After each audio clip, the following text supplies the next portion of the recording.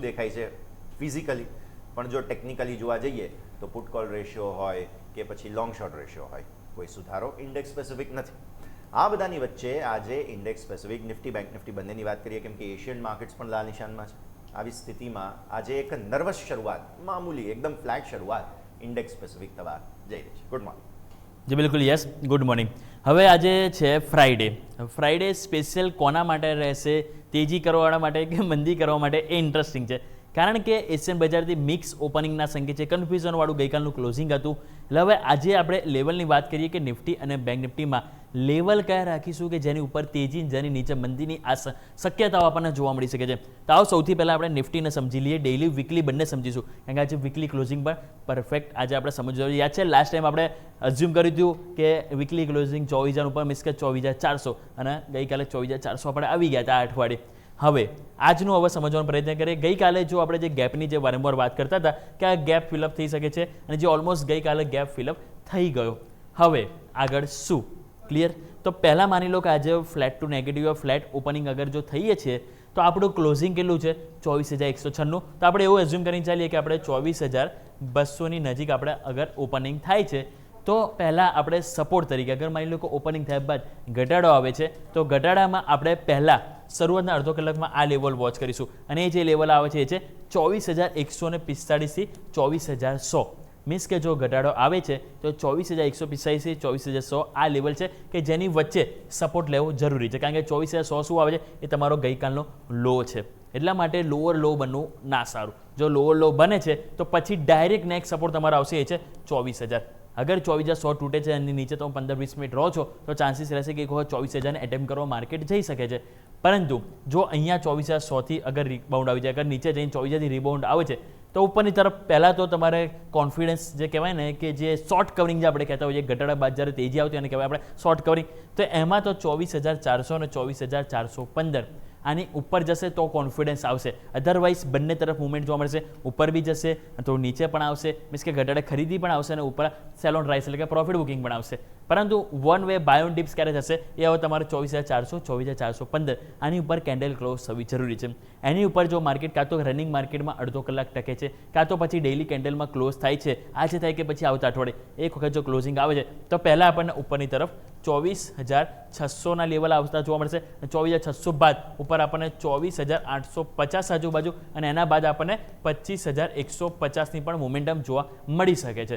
Clear? તો 3 level છે: 24,600, 24,850, 25,150 level શક્ય છે. પરંતુ એના માટે 24,400, 415 આ જે રેન્જ છે એની ઉપર ડેઇલી કેન્ડલમાં ક્લોઝ થવું જરૂરી છે. જો થાય છે તો એક્શન સરસ જોવા મળશે. વાત કરીએ જો નીચેની તરફ, તો આપણે જેમ વાત કરીએ પ્રમાણે 24,100 આજે આપણે ઓપનિંગ બાદ આને રિસ્પેક્ટ આપીશું. લોઅર લો ના બનવો જોઈએ. જો બને છે તો પછી થોડાક સાવચેત થઈ જઈશું નવી તેજી માટે. એના માટે આપણે 24,000 એક લેવલ છે કે જ્યાં એક યુટર્ન આપણને જોવા મળી શકે છે. ક્લિયર? બાકી જો તમારો આ એક મોટો ગેપ છે, અગર માર્કેટમાં જો વીકનેસ આવે તો ગેપ નીચેની તરફ તમારે 23,800ની તરફ આવે છે. સો 24,100 સસ્ટેન નહીં થતો તો 24,000 પોસિબલ છે. 24,100 ઉપર પણ નહીં, ત્યાં પણ પ્રોફિટ ક્યાં? તો ભાઈ ડાયરેક્ટ 23,800ના જે ગેપ છે એ ફિલઅપ માર્કેટ કરી શકે છે. પરંતુ એઝ ઓફ આપણે એવું નથી વિચારતા કે કરશે જ. આપણે એવું વાત કરીએ છીએ કે 24,000 જો મેજર લેવલ જે સપોર્ટ તૂટે છે તો ચાન્સીસ અહીંયા વધી જશે. અધરવાઇઝ બંને તરફની મુવમેન્ટ રહેશે. ઉપરની તરફ જેમ વાત કરી આ લેવલની ઉપર કોન્ફિડન્સ આવશે, નીચે આ લેવલની નીચે થોડું વીકનેસ જોવા મળી શકે છે. વાત કરીએ વીકલી કેન્ડલ, કારણ કે વીકલી કેન્ડલ લાસ્ટ ટાઈમ પણ આપણે વાત કરી હતી. પહેલાં તો લાસ્ટ ટાઈમ આપણે થોડું રેપઅપ કરીએ તો લાસ્ટ ટાઈમ આપણે જેમ વાત કરી હતી કે આપણે ક્લોઝિંગ આ 10 વેમાની ઉપર જોઈતું હતું, જે આવતું હતું 24,000. આપણે વાત કરીએ કે 10 વેમાની ઉપર ક્લોઝિંગ અને એની ઉપર હાયર આઈ બનશે તો આ ગેપ પૂરો થશે. રાઈટ? તો આપણે અહીંયા હાયર આઈ પણ બન્યો, એની ક્રોસ થયું અને તરત આપણા ગેપ ફિલઅપ થઈ ગયો.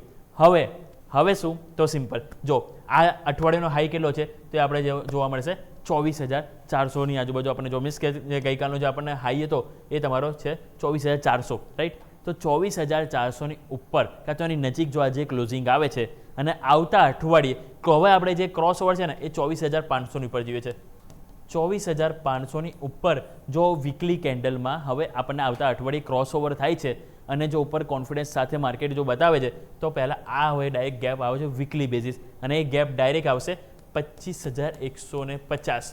અત્યારે આપણે છીએ 24,195 આજુબાજુ. હજી અહીંયાથી 900 પોઈન્ટ પોસિબલ છે, પરંતુ એના માટે આપણે કહેવાય ને કે 24,500 કે જે આવે છે 50 ડેમાં, કે જેની ઉપર ક્લોઝિંગ આવવું જરૂરી છે. ચાહે ડેઇલી કેન્ડલમાં જો ડેઇલી કેન્ડલમાં ક્લોઝિંગ આવે તો એમાં ડેઇલી કેન્ડલમાં હાયર હાઈ બનવો જરૂરી છે. જો હાયર હાઈ બને છે તો પહેલાં આ જે ગેપ છે એની રેન્જ છે 24,980 આજુબાજુ, એ ફિલઅપ થશે અને પછી 25,150 તરફની મોમેન્ટમ આપણને પોસિબલ છે. બસ હવે આ જે 10 ડેમાં આપણો હતો 24,000, એ આપણે જળવાવું જોઈએ. ક્લોઝિંગ બેઝિસ વીકલી કેન્ડલ એની નીચે ક્લોઝ ના થવી જોઈએ. એની નીચે ક્લોઝ થાય છે તો વીકનેસ પાછી આવશે. જ્યાં સુધી 24,000 ઉપર વીકલી કેન્ડલ ક્લોઝ થશે તો ત્યાં સુધી આ ઉપર 25,150ના રસ્તા આપણને અહીંયા ઓપન છે. વાત થઈ ગઈ ડેલી અને વીકલી. આવો ક્વિકલી 15 મિનિટ પર નજર કરી લઈએ. 15 મિનિટમાં તમે જો ગઈકાલે આપણને જે રીતે એક્શન જોવા મળી, પહેલાં તો તમે જો ઓપન થયા બાદ થોડુંક સેલિંગ આવ્યું, થોડા કન્સોલિડેટ થયા, ફરી નીચે આવે, પછી કન્સોલિડેટ થયા. એટલે અહીંયા આપણે જે છે ને હું આ ગેપની વાત કરી રહ્યો છું. આ તમારો જે સપોર્ટ છે એ છે 24,000નો છે. એટલે જો આજે ફ્લાઇટ ઓપનિંગ બાદ જો પ્રોફિટ બુકિંગ આવે છે તો 24,000 લેવલ છે જેને ઇમ્પોર્ટન્ટ આપીશું, અને એના બાદ નીચે 23,800 આવશે. પરંતુ ઉપર નવી તેજી માટે આ એક કોમન રેન્જ છે. તમે જો અહીંયા પણ તમે આની ઉપર નહોતા ગયા અને અહીંયા પણ આની ઉપર ગઈકાલે તમે ડાયરેક્ટ ઓપનિંગ થયા, પરંતુ પછી તરત તમે એની નીચે આવી ગયા હતા, અને જે રેન્જ આવે છે 24,300. ક્લિયર? અગર જો આજે ઓપનિંગ બાદ ખરીદારી પણ આવે છે તો 24,300 એક તમારું રેઝિસ્ટન્સ રહેશે. હા, એની ઉપર તમે ટકો છો તો ફરીથી 24,400 પણ પોસિબલ છે. સો એક્શન બંને તરફ આજે પોસિબલ છે. બસ આપણે એક્શનને પકડવાની છે. એ મુવમેન્ટ આપણે જાતે નહીં વિચારીએ કે માર્કેટ આ દિશામાં જશે. જે દિશામાં જાય એ દિશામાં આપણે વહેવાનું છે અને આગળ આપણે અહીંથી ખાસ કરીને ટકવાનું છે. વાત થઈ ગઈ આપણે અહીંયા 15 મિનિટ. હવે વાત કરીએ ઓપન ઇન્ટરેસ્ટ શું પરિસ્થિતિ છે. જ્યારે વીકેન્ડમાં જતા ઓપન ઇન્ટરેસ્ટ પણ ક્વિકલી નજર કરો તો એમાં આપણને જોવા મળશે 24,200. ગઈકાલે એની નજીક ક્લોઝ થયા છીએ.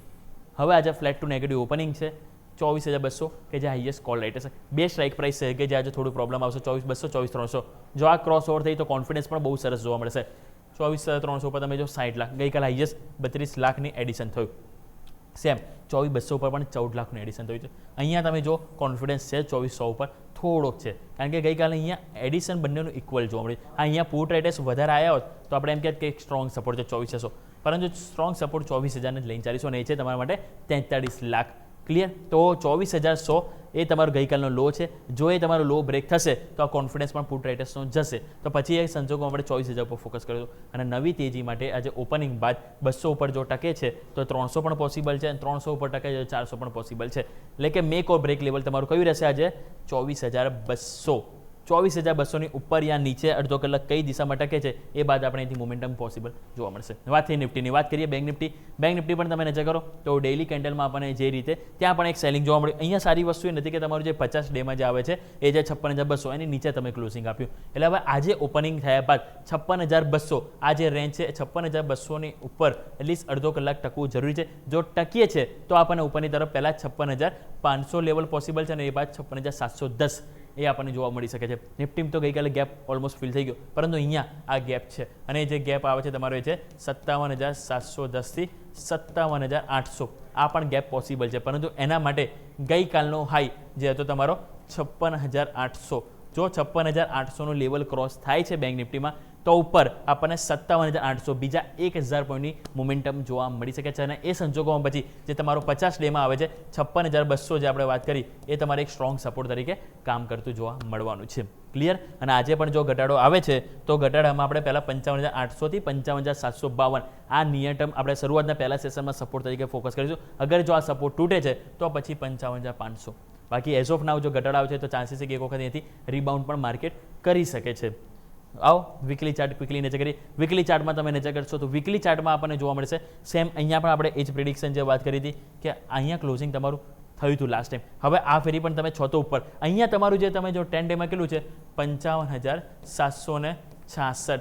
કોઈ પણ સંજોગોમાં આપણે અહીંયા જે વાત કરીએ છીએ અહીંયા 10 ડેમાં જે છે એની નીચે તમે જો ખાસ કરીને તમે જે અહીંયા પરસીવ કરી રહ્યા છો એની નીચે તમે જો ખાસ કરીને 10 ડેમાં અને તમારું 50 ડેમાં છે, બંનેની વચ્ચે તમારો કારોબાર છે. 50 ડેમાં તમારે કેટલું આવે છે તો એ છે 56,150. જો આજે 56,150 ઉપર ક્લોઝિંગ આવે તો ફરીથી નવો કોન્ફિડન્સ આપશે. આજે જો 56,150 ઉપર ક્લોઝ આવે છે અને આવતા અઠવાડિયે આ અઠવાડિયાનો હાઈ જે તમારો ખાસ કરીને જોવા મળી રહ્યો છે અને છે 56,800. જો એ ક્રોસ થાય છે તો 1,000 પોઈન્ટ આપણે જેમ વાત કરી 57,800 લેવલ પોસિબલ છે.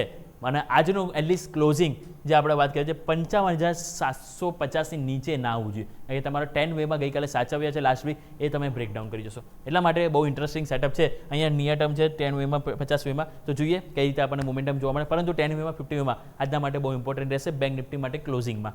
આવો હવે આપણે 15 મિનિટની વાત નહીં કરતા, કારણ કે ત્યાં પણ સેમ નિફ્ટી જેવું હતું સ્ટ્રક્ચર. ઓપન ઇન્ટરેસ્ટની વાત કરી લઈએ.